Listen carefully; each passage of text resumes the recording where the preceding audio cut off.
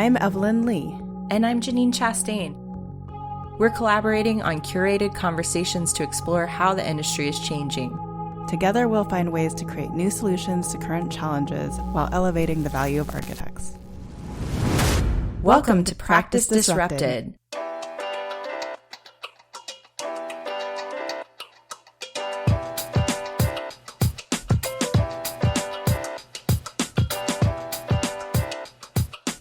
Welcome to episode 21, the first episode from season 2 of Practice Disrupted. It's January 2021, and we are leaving 2020 behind and transitioning into a new year and a new season. Today, we invited Wanda Lau, who is an editor at Architect Magazine, to join us as a moderator in an interview about what's ahead for season 2. I've known Wanda for a while, and a couple years ago, she invited me to become a more regular contributor to Architect Magazine, and has been a host on a number of their podcasts at Architect Chats, so I'm super excited to bring her on. In this interview, we hope to sum up our goals and ideas of what we are planning to do in this next season. As Evelyn mentioned, Wanda Lau is an editor, writer, and a podcaster at Architect Magazine. We are delighted she joined us to kick off season 2. Wanda covers technology, practice, and op-eds at Architect Magazine, the journal of the American Institute of Architects. Based in Washington, D.C., she is an award-winning editor and writer who has covered everything from building codes to firm culture.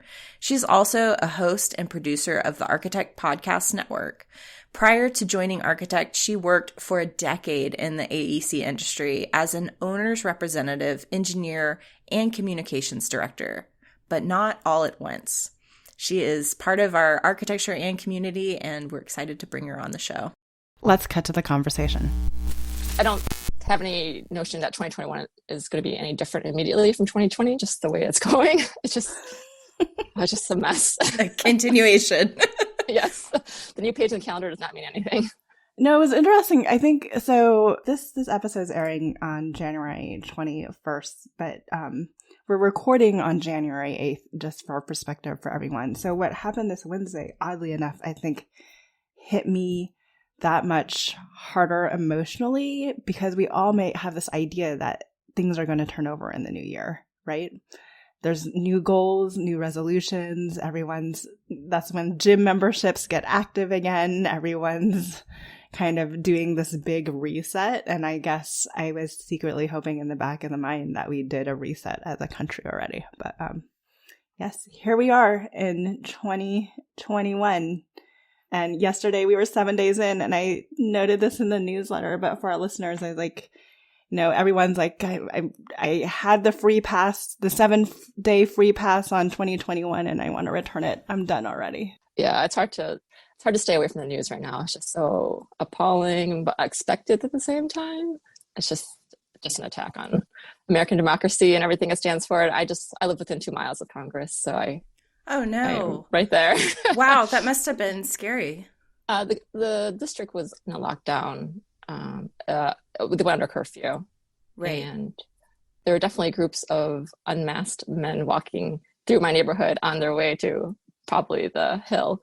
But yeah, it's hard to put it into words. The feeling of seeing your hometown just being ravaged and trashed by people who don't respect American ideals, the real American ideals. So. It's hard to say. That's really tough. I'm sure that was hard. And Evelyn and I, because of our extensive work with AIA, we've been to that building many times over the years to participate in governance days with the AIA. And so having been in those buildings, it was hard to see I feel like it's an extension of a part of my home, feeling very proud of being involved in government at all through the AIA. It just felt like a violation, even for me, and I don't live in D.C. anymore. You don't have to live in D.C. to just feel completely just broken. So I know a lot of people are trying to recover from that right now, and, to your point, Evelyn had aspirations that 2021 was going to, be the year to rebound. And then conversely, I've also been having conversations with my colleagues that all of my younger colleagues without children are just like, oh, this vacation isn't long enough. Like, I could have used another week. And all of my colleagues with children are like, thank God they are back to school and I have help back at home. So like, it was bittersweet because I was happy to get back to work this week and have help at home. It's just been an interesting week. Yes. Here in DC public schools never went back full-time in person. So, we have the privilege of being able to hire help. Some people are still just, their kids are working alongside them on the dining room table. And that's how it's been that's March last year. So, yeah. But I echo with the sentiments. It's nice to have some structure back in the children's lives. So Evelyn, Je'Nen, you guys completed 20 episodes in your season 1. That was your first season for podcasting, which was really impressive. Are there any grand takeaways from that season? I know you went over some of them with Demetrius last year, but I guess after this kind of break and some time away from the podcast, what are you guys thinking? Well, I don't want to speak on Janen's behalf, but I was surprised we got through 20 episodes. And then we were like, okay, we're going to commit to 40 this year. And there's a part of us that are like, how are we going to find the 40 right people to fit in the podcast to fill that time? And, what do we want to talk about and what do we want to say? But I think I'm personally trying to approach my word for this year is agility in all of its forms. So I'm personally trying to take things in stride a little bit more. From the feedback we got on the podcast, so many people loved the variety of the episodes that we were offering. So I think if we can continue to offer that variety going forward, but really stay true to the notion that, what it means to practice architecture can be more broadly defined and that the profession can learn so much more by looking outside of what we traditionally do and learn from that. I think that's kind of where we land. And then I'm not so worried about filling the 40 slots. I don't know about you, Je'Nen.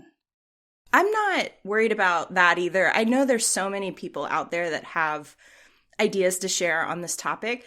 For me, I heard feedback from friends that, these are issues that a lot of people have had on the side inside their firms, either like when they go out to lunch or, some firm cultures, they're open and they are talking about it. So I know that it's not new. It's kind of like just bringing it into one bigger conversation where everyone who has thought about these things can come together and kind of problem solve around it. And that's what I find really exciting about what we're doing. I find that to be true too. In my coverage at Architect, I focus a lot on architect and designers, not so much architecture projects, if people know my coverage. So things that you guys talk about here, such as actual professional practice, what it means to run a business, what it means to have values and a strong firm culture that actually walks the walk. And I think you guys have done a great job with the diversity of guests you've had in terms of their expertise and their backgrounds and how they touch upon architecture in some unique way besides their excellent design work. We really appreciate that. Thank you, Wanda. You're welcome. 40 is ambitious, though. It is. 40 is ambitious. This coming from somebody else who had her own podcast. I know. I mean, it's still going. We are slowing the pace of it just because it takes time and staffing to do it. And as you guys know, and you guys both also have full-time jobs.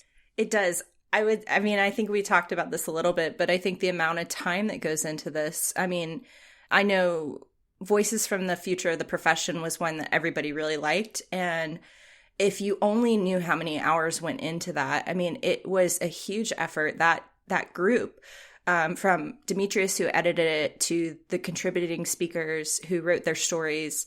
Evelyn and I had many planning conversations and worked extensively with the moderators to try and think through how to have those conversations in a positive way that really made an impact. So those episodes take a really long time to create, and they definitely are a labor of love because we're coming from a place of trying to ask people to tell very personal stories about a common theme around challenges that they face. And so, we feel really lucky that we got 2 really great episodes out of that can hopefully educate people on how to think differently about things that maybe they don't have access to the information that they would need in order to change their mindset. And then beyond that, like the interviews themselves, Evelyn and I spend a lot of time trying to think about questions that we want to ask that are going to hit into the topics that we know need to be discussed. So it takes a lot of time, and we learned a lot, I think, last year. And so we're hoping, gosh, I feel like I just walked off the field of a football game. I feel like I'm giving this like post-game summary, but we learned a lot and we're going to try and fold it into this season. I do feel like at one point we actually became more efficient, but I feel like it's one of those things that you like, if you dropped off, it's going to take a little bit of time to regain its efficiency. That's right. If that makes sense. Mm-hmm. There are strong analogies with architectural work in terms of how much thought goes into a design detail. Like just the smallest minutia of a detail can take hours and hours of iterations. And yeah, podcasting is a labor of love for sure. Definitely. Do any of your personal goals for this year, do you think that will have an impact on the kind of guests that you're looking for? I want to stretch a little bit more. I want to stretch myself a little bit more when it comes to design and all of the things that can be designed in the world. Businesses, operations, processes, how we market ourselves, how we do business development. Those are all things that we can redesign, how we approach those. So I'm going to try to make an effort, I feel, this year to reach out a little bit more to my business school network and see what other outside expertise we can bring in and learn from. And really just when it comes to learning how to create a business out of the practice of architecture itself, like I need to learn from these people, right? Because the business model around the practice of architecture is unlike any other business model that you find in traditional practice. So Je'Nen and I have been really talking about how do we make this doable for us so we can continue to do the podcast and sustain it and put food on the table and do the things we want to in life. So, yeah. Yeah, I agree. And similarly, I'm thinking very entrepreneurial about things, both because I run my own small business and Evelyn and I are working together to build up the practice of architecture and the podcast. So a lot of my personal goals are related to trying to get better at being an entrepreneur. And last year was a learning year. I put a lot of time into figuring out small little parts of the equation. And this year, I'm really hoping that turns into more efficiency and more momentum for me in terms of running my business and running all these things that I'm trying to do. Beyond that, I think, and I'm sure a lot of people feel this way, 2020 was so hard in that it felt like things came to a standstill. And sometimes I felt like I wasn't moving or I was running on marbles, I think there was this grand feeling of loss of control for everyone and trying to navigate like how to build a new normal. And I know people are tired of these words, but it's true. Like these are feelings that people had. And so I am really determined to reclaim as much stability within reason that I can within my own life. I don't want to be afraid and I don't want to be not taking action in order to, get through this, but I want to be safe, but I have to move forward. And so I guess that's an abstract way to say that I'm just trying to find my footing. I think using yourself as a case study for the podcast as someone who's just trying to build a small business is an excellent story, particularly for people who have been impacted by the pandemic and the recession that came with it. Just because employment is higher than obviously the past few years. But there's a lot of people who are underemployed right now or unemployed who are looking to, perhaps this is a good time for them to start and fulfill the niche or a void in the industry that no one has provided yet. So I think using yourself as a case study would be a great testament to exactly what this podcast is titled. And Evelyn and your B-School contacts, I mean, how many architects can say they have B-School contacts? So I think looking to other industries and seeing how they're kind of treading water or even pivoting or even excelling in this time would be very interesting, particularly as firms perhaps look for additional streams of revenue or hiring people with a diverse backgrounds and experiences. I think that'd be very interesting. I'm going to get Je'Nen to use her B-School connections too. Oh, So true. I'm sorry, Je'Nen. Yes, your B-School context as well. Oh, yeah. No worries. We are collaborating and we're having a lot of fun doing it. So I think it's been, what's nice is Evelyn and I have so many commonalities in terms of how we think about things. And that's been fun. So I think we push each other and then in other ways we balance each other out. Have you noticed more of an interest in business practices and what companies and other industries would typically do to run a successful business? Have you seen architects more interested in and open to hearing from what larger companies, Fortune 500 companies would do and applying that to their own models? Or do you still find architects kind of separate from this notion of being a business? Je'Nen can battle me on this one. I think it's a generational thing. I feel like the older generation believes in a unique way that what we do is really special. So it's hard to make comparisons to any other organizations and say and learn lessons from there because we're different, we're unique. Every single building we deliver is a prototype and something that has come out of our creativity. So how do you even begin to build processes within the firm around that, let alone learn from outside organizations? I feel like the younger generations are eager to really make a go at it. And they're questioning all the different ways that we can do it. And they're looking for, I think they're inspired by some of the larger organizations that are actually mission driven. And they're happy to draw and take ideas from there. Yeah, I don't think I'll battle you on that because I definitely think it's a generational thing too. And I think what I've seen a lot of is particularly on the medium to small firms, like any firm that is individuals who started a firm because they love architecture and they came together to practice design, they're thinking about creating something really unique. They don't want to be, I've heard numerous architects say this, they just don't want to be a corporation. And so there's this misconception, I think, that thinking about business takes them away from design. And in some ways, maybe that's true. I know there are metrics out there that rank architecture firms based on design, business, and sustainability, for example. But I don't think that one cancels the other out. I think one can elevate the other. And that those things have to work together. And that's all Evelyn and I are saying is just because you're focused on business doesn't mean you're going to create an overt culture that is corporate in nature. It just means that you're trying to put processes and ideas down that are going to elevate the design work that you're doing. And so I think there's some really great firms out there who have figured out that balance. Like Karen Timberlake, we had them on last season. They were a great example. I think there are others, and we're hoping to invite them on this year.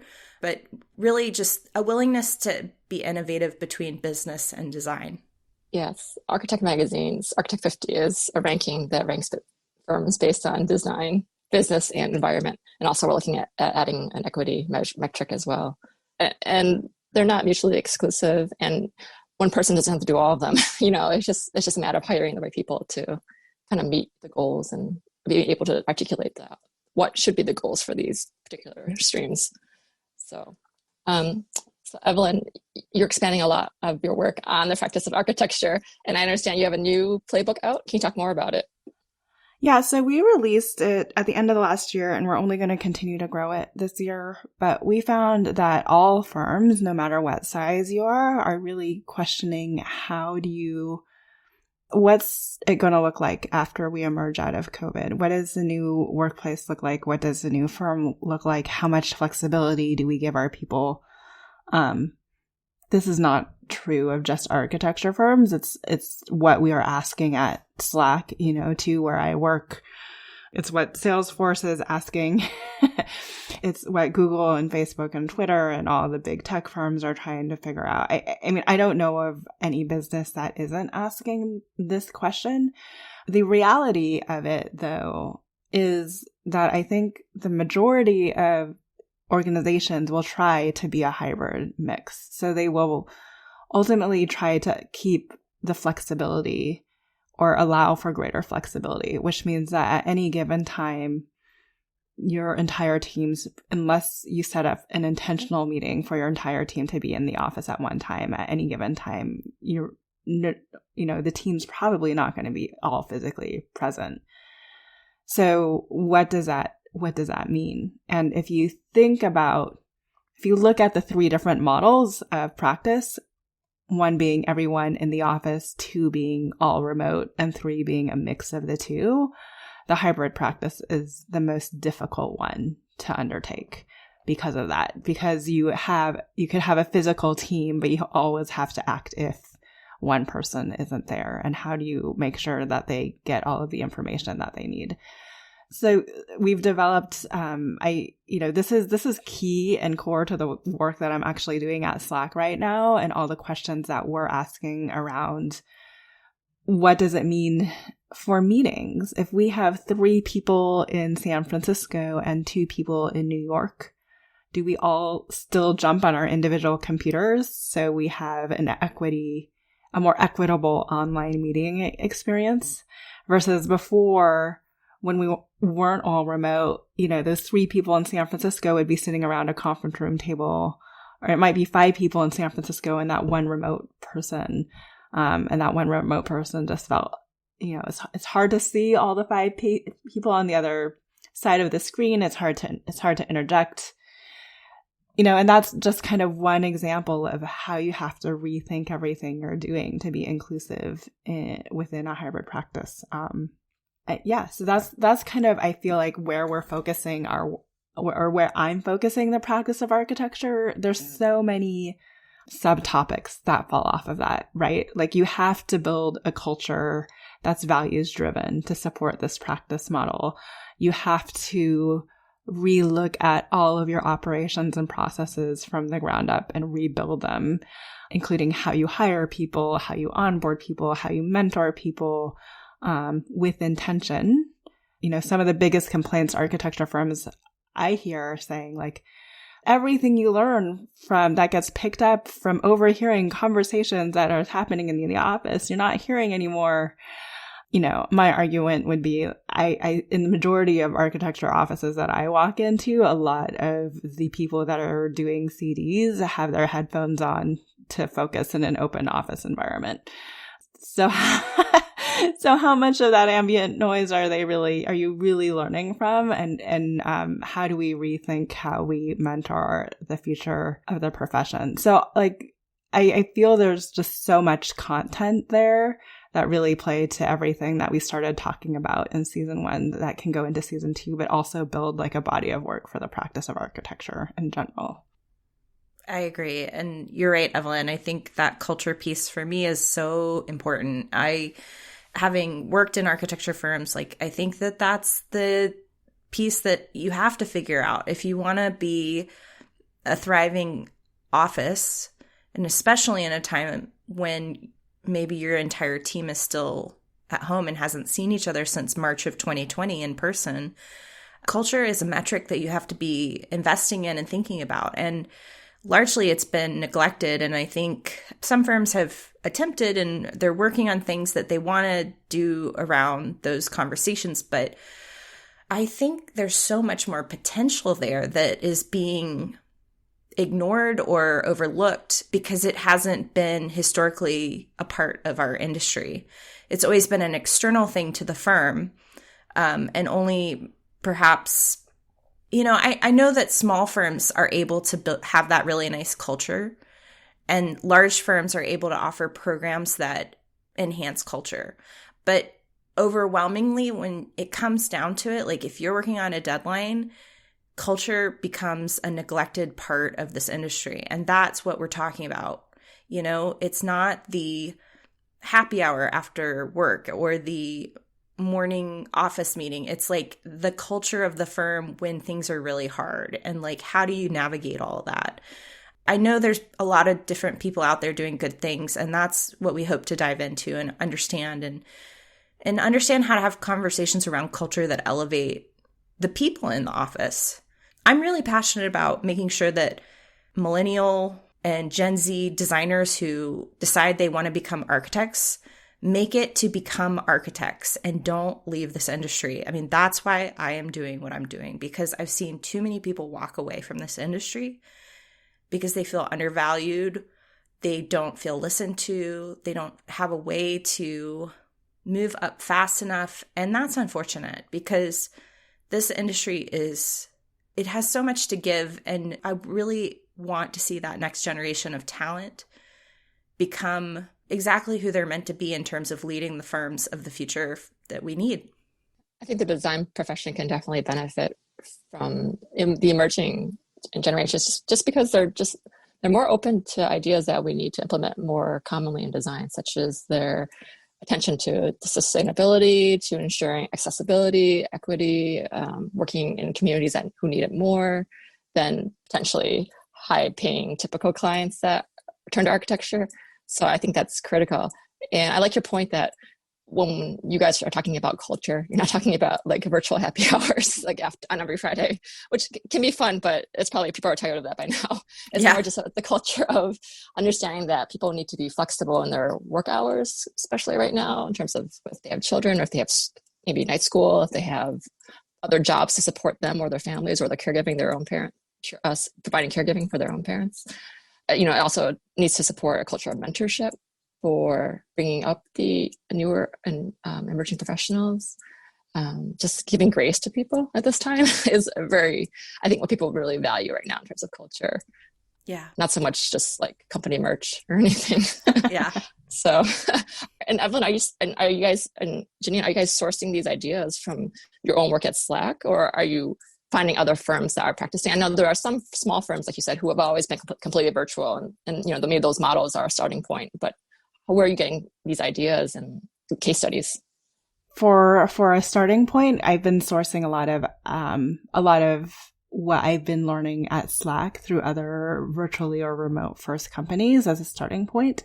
And then I think we're going to more actively seek out other case studies. So we do, I don't think I'm going out on a limb here, but so we're working with Leah and another partner to come back and start a course on how you want to build a virtual practice.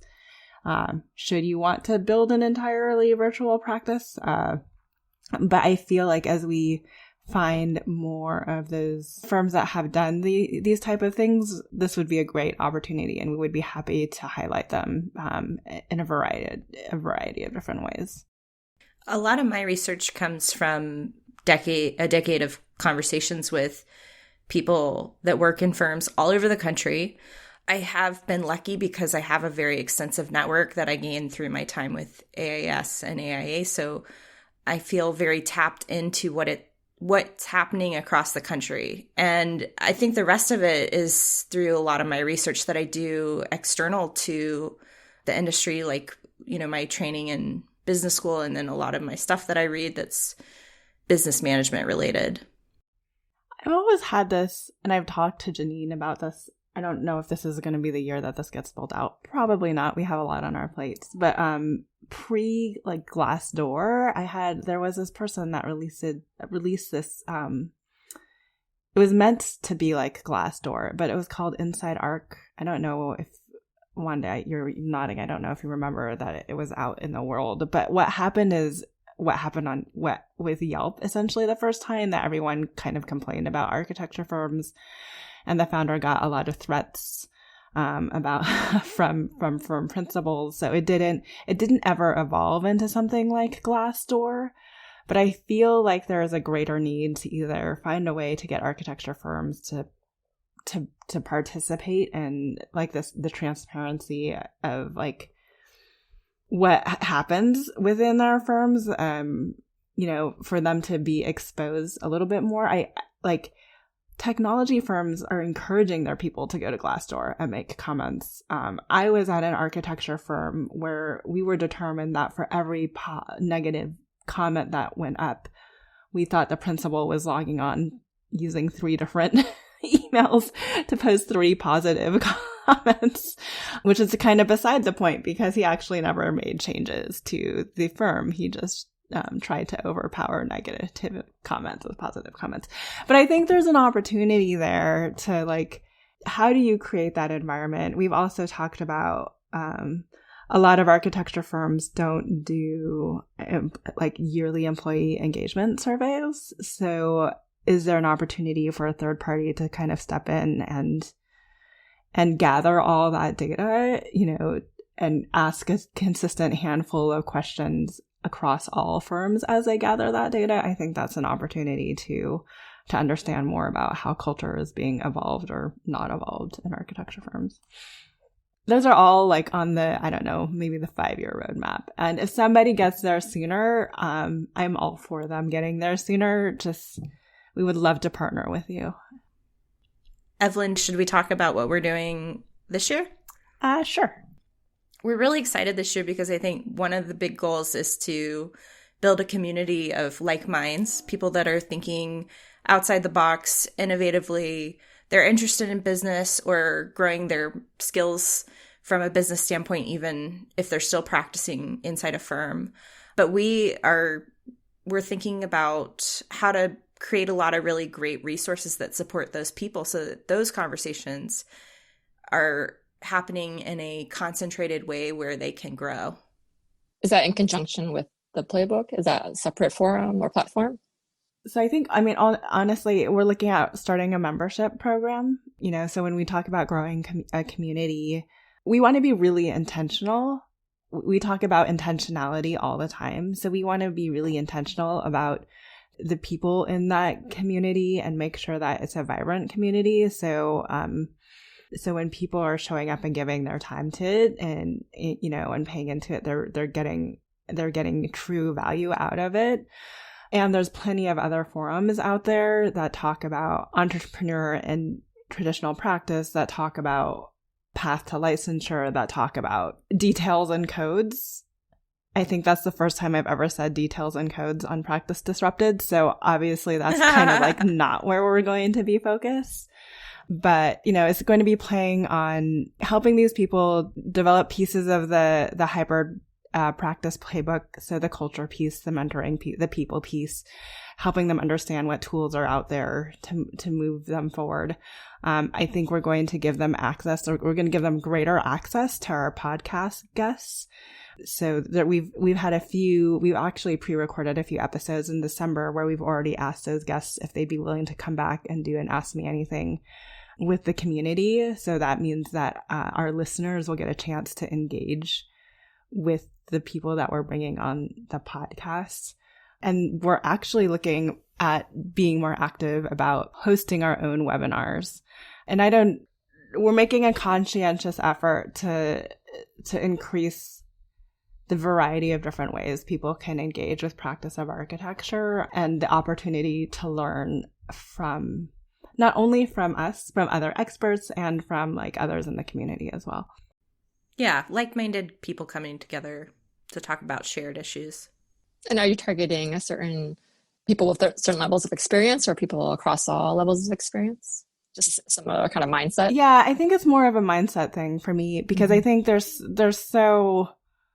I've said this numerous times, Slack believes that if you are, whether you're an intern or whether you're showing up as our chief marketing officer, you have the ability to contribute something to the organization from day one. I think that's true of anyone in architecture, right? They bring a unique, different perspective. And I am totally guilty of being the manager that's just like, come on, like, new associate, like, I just hired you and I just need you to do this. But I've taken a step back at those points too and been like, if they need me to explain why I want them to do it a certain way and they challenge that and we come out doing it a different way that's either quicker, better, or faster, then we've both learned from that. I'm really interested in leaders who are either trying to grow as managers or young business leaders, or they're at that like growth point. I think that's what I'd like, personally, is to work with people who are in the process of growing and still trying to figure it out and get better at those skills. I think the mindset is somebody who's open to growth and wants to look at new ways to do things. So Je'Nen, I would do a yes and to that, with the caveat that, like, for instance, we've lined up like a Forbes 30 under 30. So you can be any age and still be in that. Yeah, I don't think it's age specific. I think it's really about mindset for sure. So you mentioned you've already conducted some interviews for your season 2. What else are you planning to pursue?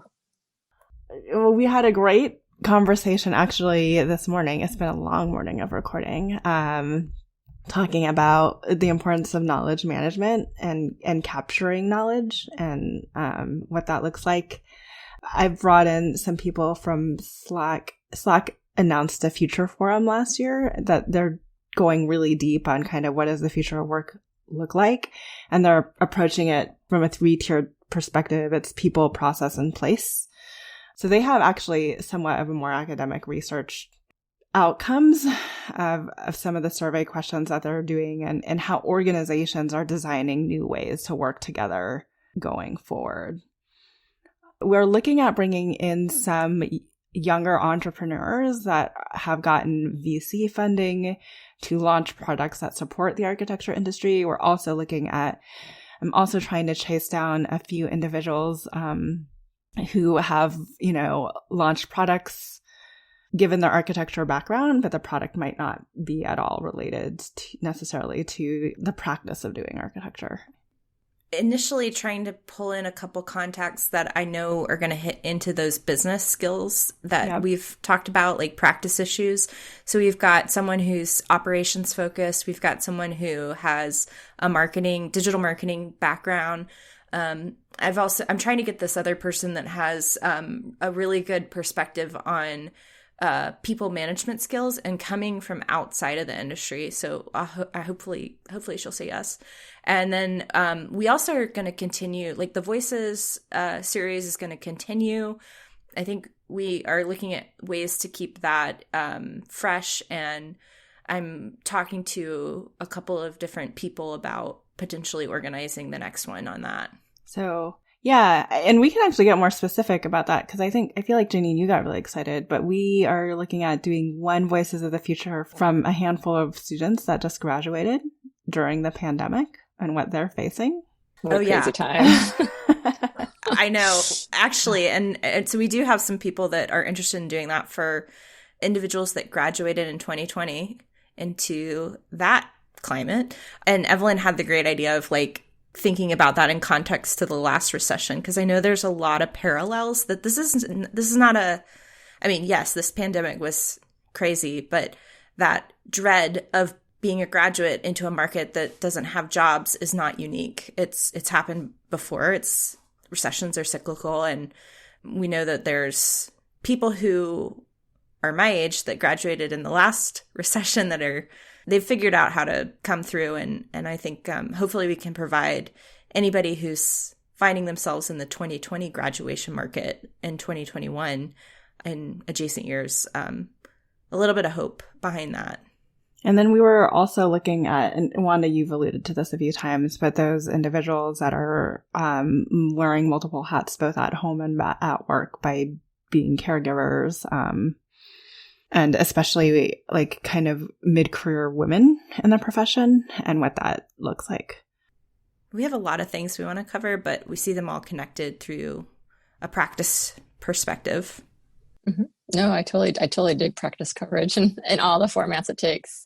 Je'Nen, you mentioned you're seeing a lot of people who are trained architects leaving the profession, which does offer a lot. But do you also see like a benefit of people who are trained in design architecture going into other industries?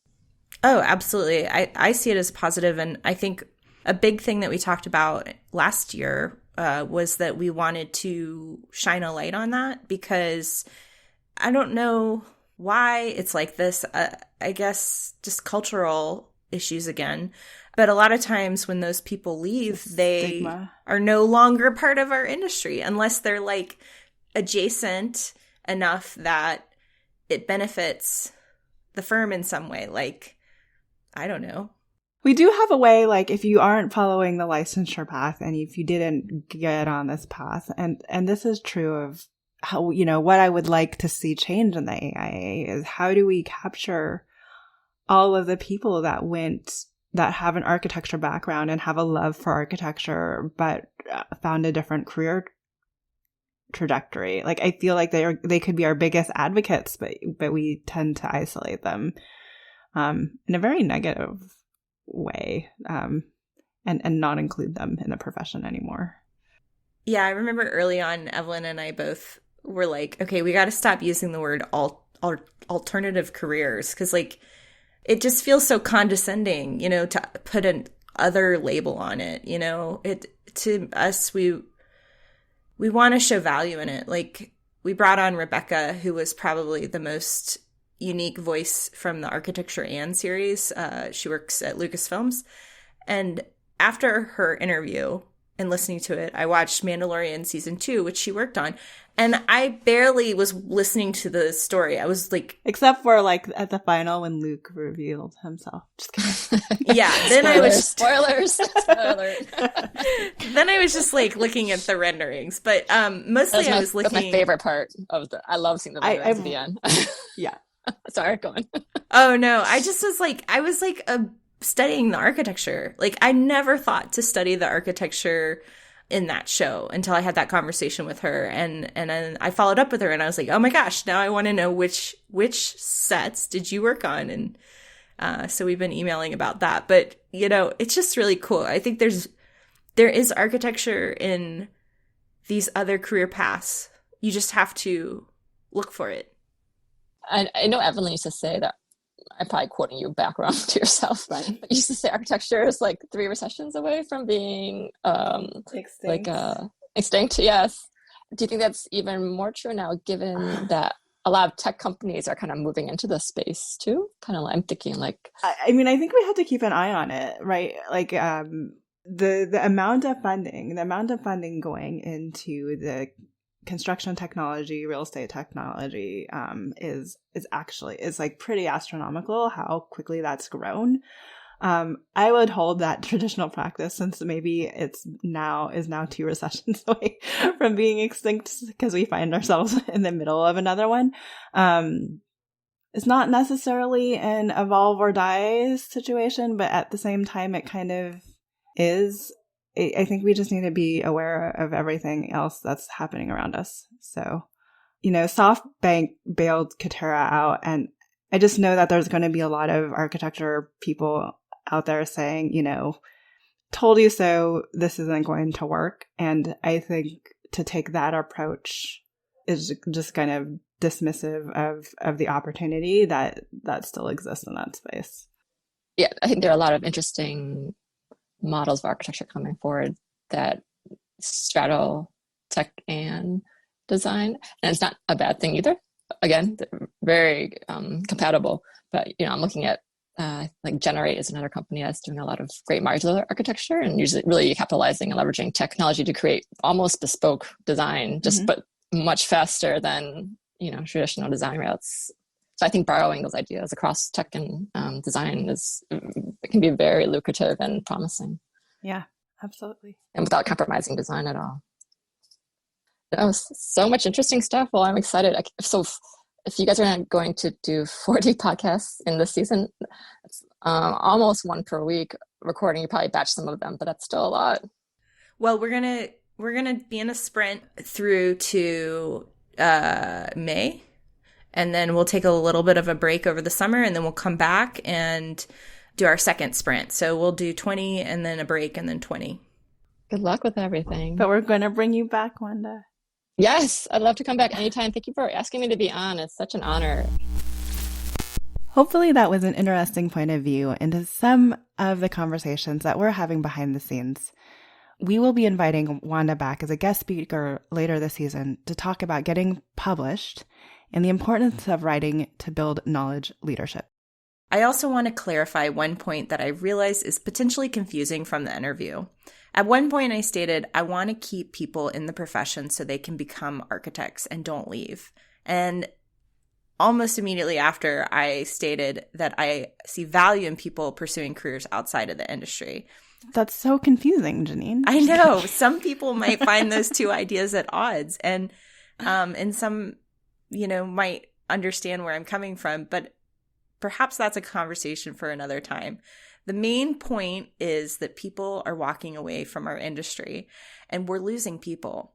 We don't have the time or the depth of resources on our bench to lose more talent from this industry. We need to find ways to keep them engaged and connected. I absolutely agree with that. I think, Je'Nen, you and I've been very honest on the podcast previously about how isolated I felt when I was deciding whether or not to step away from the traditional path. And this was even true when I remained so close and actively engaged within the AIA network. Ultimately, that is one of the reasons why I wanted to launch our new community, the POA Lab, to bring together anyone who defines architecture or architecture practice more broadly, and to have a place to explore new ideas, whether that's a different approach to culture and business development in a more traditional firm, or ideas on launching a brand new product or pursuing a new career altogether. So you're officially launching the POA Lab this year in 2021. Yes. So actually, by the time this episode airs, we will have already opened up the doors to the POA Lab. And maybe we should pause and explain why it's called a lab. Yeah, and I think you and I talked about calling it an accelerator. We talked about calling it an incubator. Those two terms are very heavy and deep in the technology field. For us, or for me, I define lab as an opportunity for experimentation, research, to put out challenges and begin to meet those challenges. It really is, perhaps, if anything, an introductory step to being an incubator and an accelerator, but it's really a place for conversations and to grow community through new ideas. Yeah, and we've heard from different people who've been listening to the podcast that are excited about sharing their ideas and joining a like-minded group of people who are talking about these things. So maybe we should talk about what, if anyone decides they want to come join this community, what are they going to get? I think we've said community like 5,000 times already, but anyone who joins will obviously get access to every other person that is a part of the community. We're also going to be hosting behind the scenes AMAs, or Ask Me Anything, conversations with podcast guests that we have brought on our shows. So it's an opportunity for you to ask your questions directly with our guests. We will be hosting a number of amazing peer-to-peer networking events, and you get extra time with us and the growing POA team. The other thing you're going to get is free access to our monthly webinar series and a growing library of on-demand resources, as well as free access to the CEU offerings that we are beginning to put forward following our podcast episodes, as well as access to the playbooks that we started to develop at the end of last year, including our hybrid practice playbook and SWAT playbook, and more playbooks forthcoming. So clearly a lot of interesting things to tap into. And the next question I think we need to address is what makes this community unique, because there's certainly a lot of different communities out there. Yeah, and I think, Je'Nen, you and I actually participate in pretty actively in some of those communities. So there are a lot of communities out there, both standalone and on Facebook, including the new Clubhouse app, which as an Android user, I'm really struggling trying to be a part of right now. But I feel like a lot of those communities really specifically address being a woman architect, or looking at path to licensure, what it's like being a young architect in a more traditional firm. There's architects that have all shifted to technology. There's communities that talk about sole practitioners, and the basis of what it takes to run a business. We are really interested in having conversations that move careers and the practice forward in a unique way. So it could be anything from how do you do business development differently, to how do you develop your culture more intentionally, to what are the many different career paths that architecture can really take, and how do I take steps to follow those different paths? Yeah, and I'm also really interested in all the folks that are interested in having deep dive conversations on entrepreneurship. And I know we're talking about having that group as well. So how does this look, and how do people participate?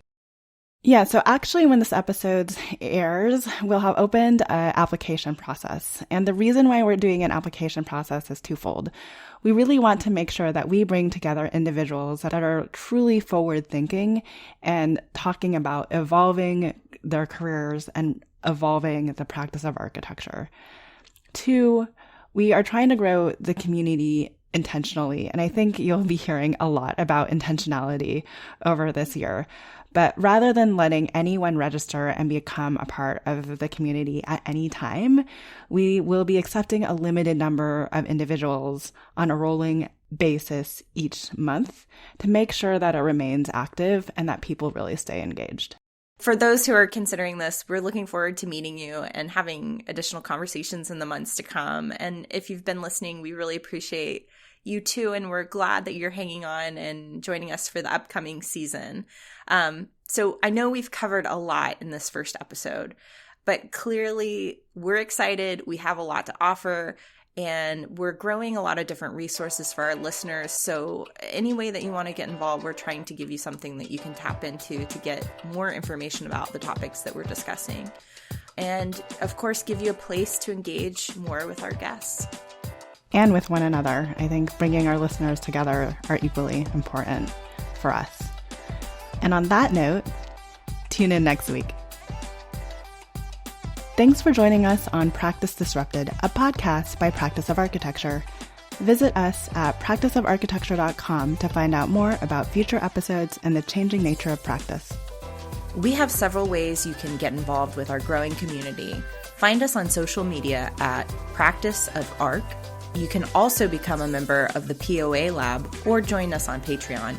And if you want to take your career or practice to the next level, Je'Nen and I also consult, provide workshops, and speak regularly on this research, and we would love an opportunity to collaborate with you.